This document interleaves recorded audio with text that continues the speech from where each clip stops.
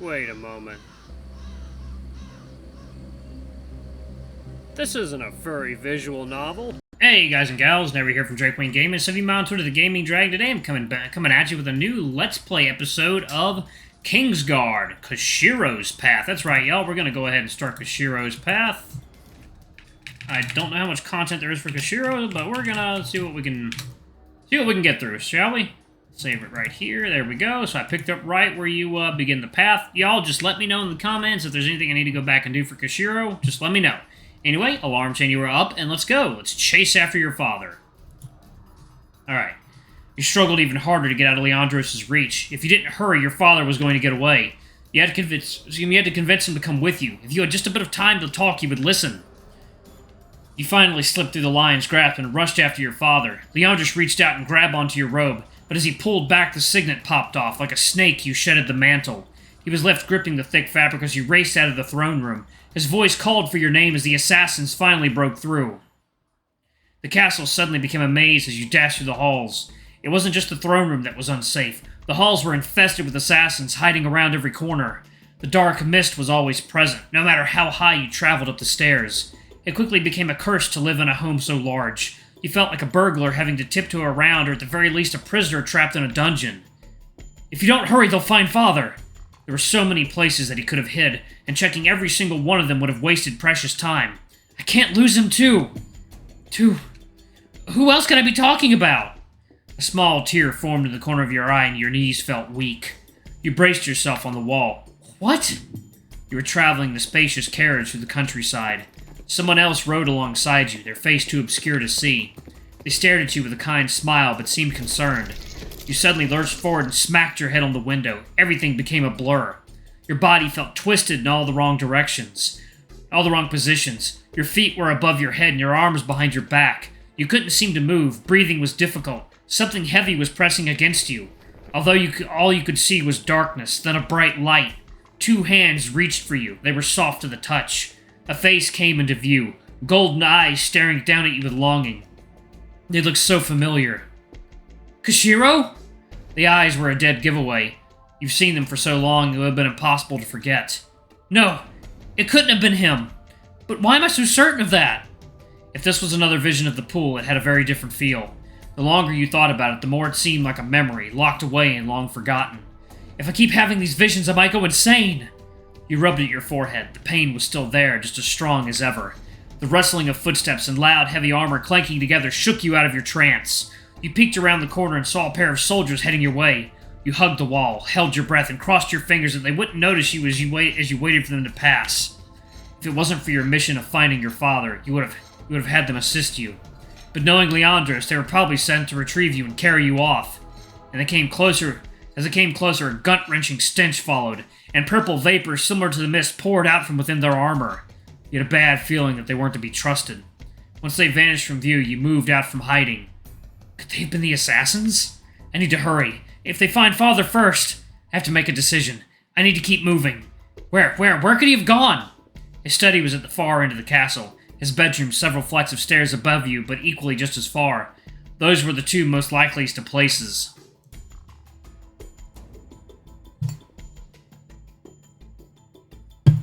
Ugh. Good beer. But would he have fled to such obvious locations? I don't have time to think about it. You hope that you wouldn't be late if you choose one over the other. Where did I go? Your father's study. Ah! The voice was deep and sounded aged, likely belonging to an older man. Your heart sunk, your pulse slowed, and your face must have been pale white. No! It came from down the hall. You would have to take to reach the study. You ran down the corridor. Your breathing became heavy, and your footsteps were anything but quiet. You didn't even care about whether there were more assassins ahead or not. You only started to slow down once you saw the numerous bodies scattered around like rag dolls in a child's playroom. The pastel-colored clothes of the servants were darkened crimson. They were grouped together in mangled piles. Many of your own knights in torn and shredded armor accompanied them. The blood-soaked rug beneath your feet squelched as you approached, and the barest part of the floor became a slipping hazard. You had to stop for a few moments and turn around. The sight was almost too much for your mind or body to bear. You covered your mouth. The stench was gut-churning. The hallways wouldn't stop moving. But you had to trudge through. You couldn't stay here forever. Every moment you wasted meant your father was in more danger. Your newly formed bond with your father wouldn't end here. Not today. Not now. You prayed for his safety as you trudged onwards, to the gods you weren't sure you believed in. My liege... You stopped. Amidst the deceased was someone you recognized. Had he not said anything, you might have counted him as another among the dead. His voice was the one you had heard. As relieved as you were that it wasn't your father, you felt appalled that you found solace in that fact. You ran over to the man and shifted the body of a soldier from atop him. His clothes were torn to shreds. He held a bundled up piece of cloth over his chest to stop the blood from spilling out of a large gash. You're bleeding. He likely already knew that, but your mind was far too delirious at the moment. You tore off an unsoiled piece from a nearby servant's clothes and attempted to wrap it around the priest's wounds. He placed his other hand on top of yours in protest. There's no time for that. My liege, you must hide. His voice was straining. You could tell by his eyes that he was holding on with mere will, just enough to stay alive for a moment longer.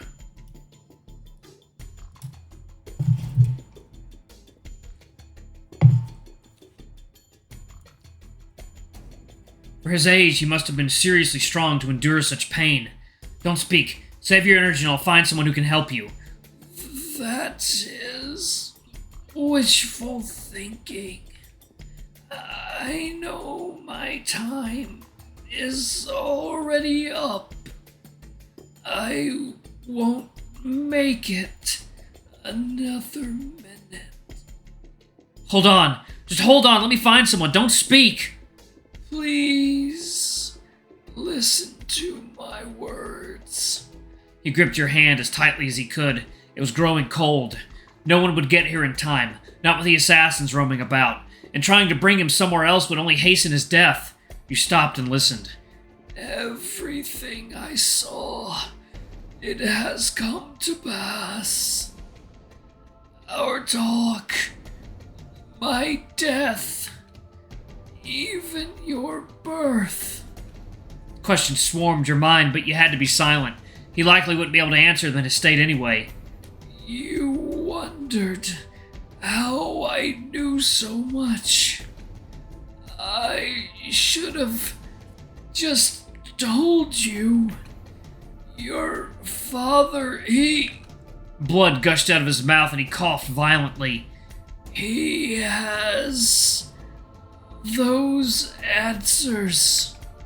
You must find him before it's too late. I will. I can't lose him. The man's arm grew limp and the rag covering from his wound slipped. He groaned as blood started to spill out once again. You quickly picked it back up and returned it to his place. His voice was growing weaker. He was almost whispering now. You had to lean in. Be careful. They are coming for you. Hide. Be safe. You must get yourself to safety. We can't lose our hope. Don't let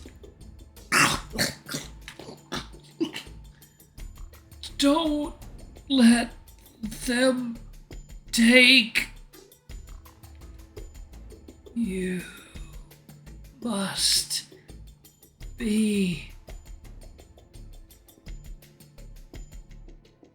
He panicked as his head began to bob down. Hey!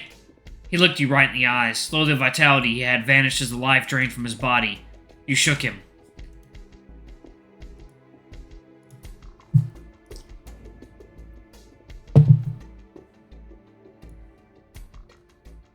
Hey, don't die on me yet! Hey, I'm gonna try that a little more empathetic. Hey, don't die on me yet! You shook him several more times. Wake up! You can't go yet. You have a lot of people who depend on you. One last breath escaped from his lips. No. He didn't deserve this. Despite how little you knew him, he should have gone on his own terms. excuse me, peacefully and surrounded with those that he loved. You closed the priest's eyes and placed him in a more proper position. You clasped your hands together and uttered a quick prayer to his passing. You heard more footsteps down the hall and quickly got up. Your father was still in danger. You had to ensure he was okay. Hold on, Father. You made up for the lost time by dashing through the halls. Even as you felt your legs begin to ache from the exertion and your dry throat screech for water, you pushed yourself harder than you ever have. You stopped at the door to your father's study, or what was left of it. There was no need to pick the lock. Knocking would have been pointless.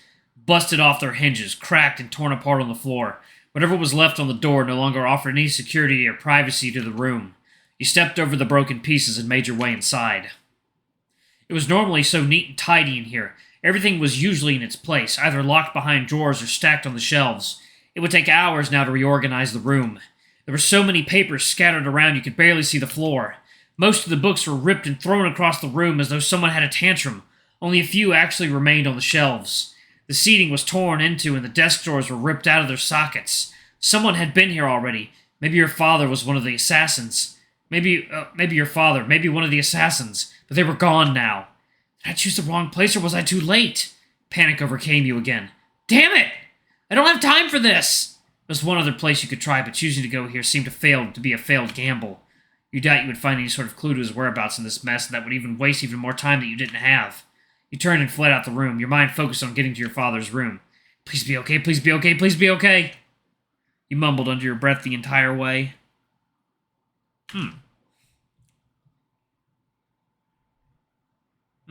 Interesting. Before long, the doors to your father's room stood imposingly before you. You gulped painfully and slowly opened the door. For years you had avoided this room. The last time you looked forward to opening these doors, your mother was still living at this castle. Her radiant smile greeted you as you dove into her outstretched arms, and your father would give you a pat on the head, gently playing with your hair before having to leave.